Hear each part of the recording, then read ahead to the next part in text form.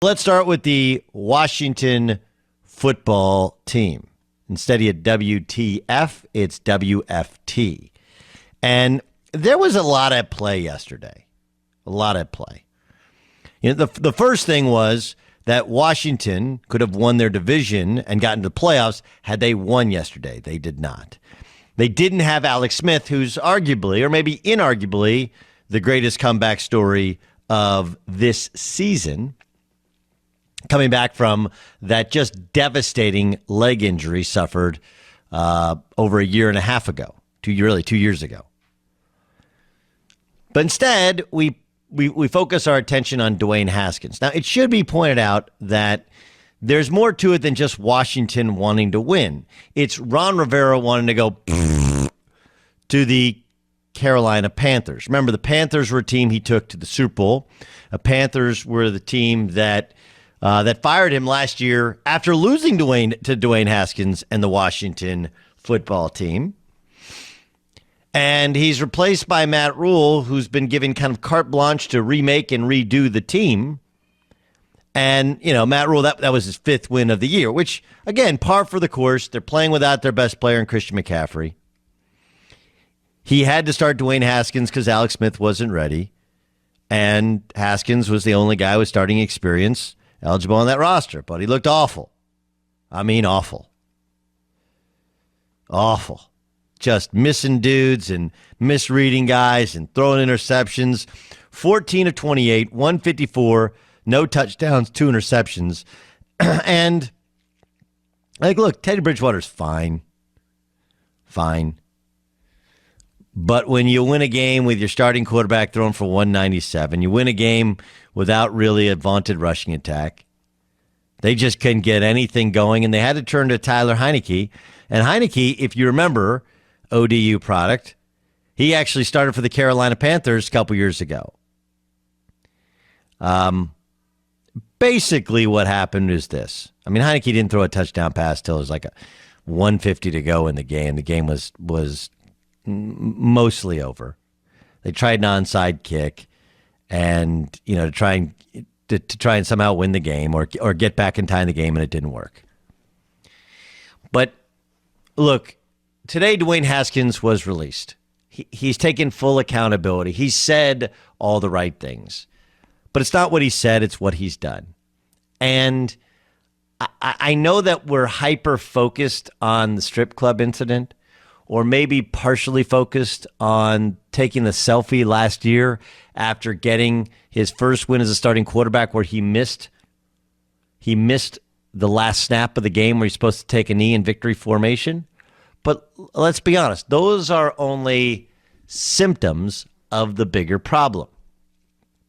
We do this thing in collegiate sports, and I'm like the last bastion of goodwill, okay? I understand that you've been led to believe that universities are just simply using and abusing and hurting these young men by keeping them in college. First thing is the rule where you have to have 3 years after high school for football and 1 year, as of now, for basketball are set by the NFLPA and the NBAPA. And the truth is that the NBAPA should set a 2 or 3 year rule because not only guys not ready, but it should give us a better sense of who they are and how they improve. Plus, it allows colleges an important experience, not just as college football and college basketball promote you for your next employer, but it also teaches you time and money management and how to handle the media and handle yourself. And Dwayne Haskins wasn't ready. Just because somebody's going to pick you does not mean you're ready. Jim Calhoun used to tell his players this all the time. It's not about your first contract, it's about your second contract.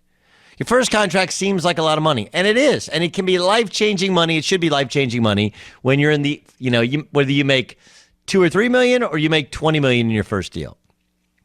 It should be life-changing money. But you lose a percentage of it to taxes, half of it. You lose a percentage of it to your agent. You got to buy housing. It doesn't run out that quickly, but the idea that you're living on your endorsement deals when you're a rookie, like that's just, unless you're a top 5 pick or quarterback, you're not getting endorsement deals.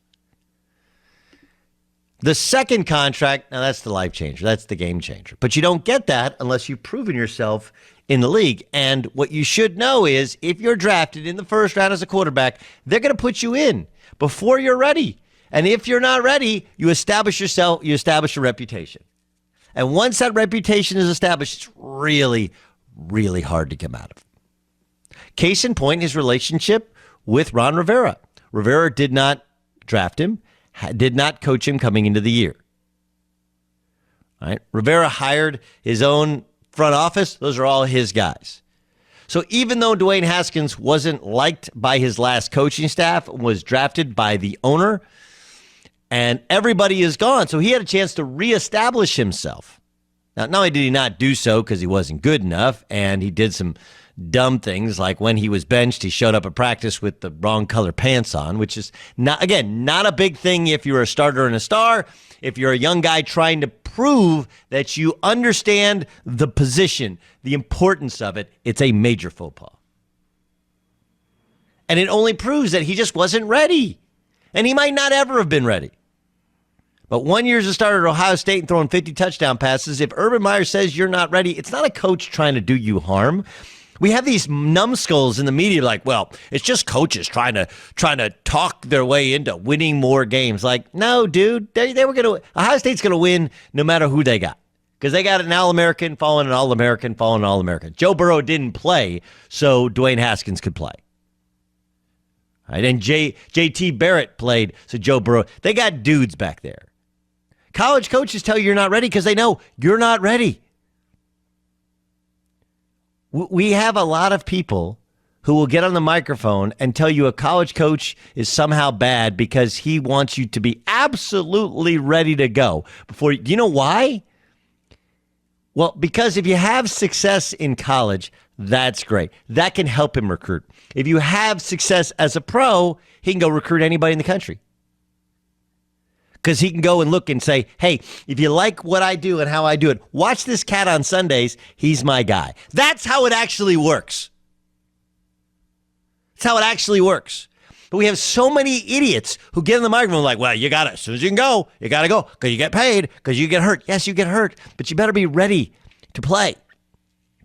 Because if you're not, bro, he didn't even make it. And I understand that there's obviously, you don't cut a guy one game before the end of his second season when he has a guaranteed 4-year contract from being a first-round pick, unless you're ticked off and you're trying to send a message that we got to have him out of our locker room. Because you can just deactivate him for one more week and then release him quietly. You only do that if you're really pissed.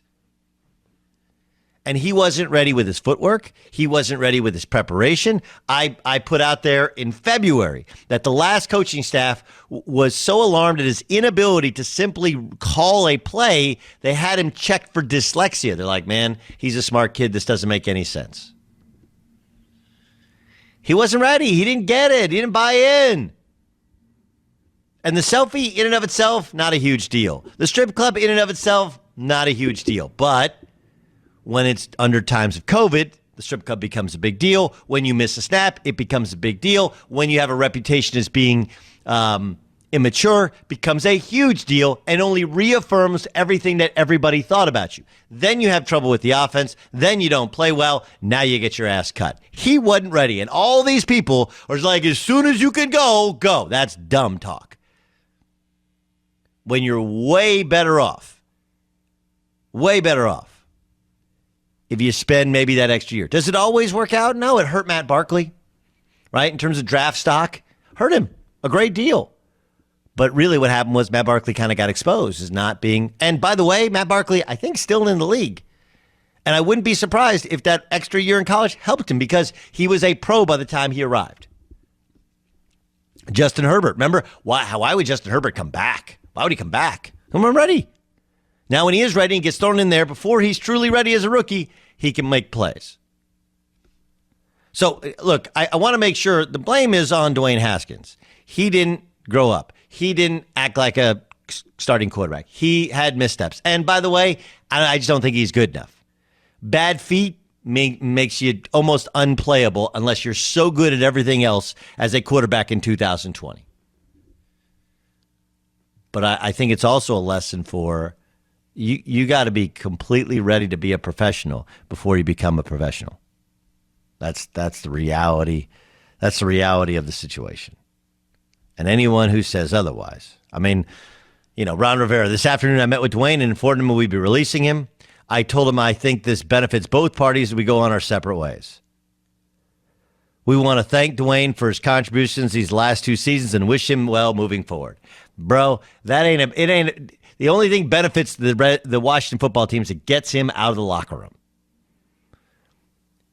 Which, by the way, this does him no good. Because if they held on to him for another week, they'd be like, it just didn't work out. He's a nice cat. When you get rid of a dude week 17, when you have to get him, get your stuff, and you got 30 minutes to say your goodbyes, you are telling everyone in the NFL, this guy is a cancer. The train has left the station. We're leaving at the station. If you want him, you can have him. No reason to do it other than you're trying to make a point. But the bigger point, or the point that should be made, is really simple. Don't go unless you're ready. And unless somebody around you, smart people, really tell you you're ready.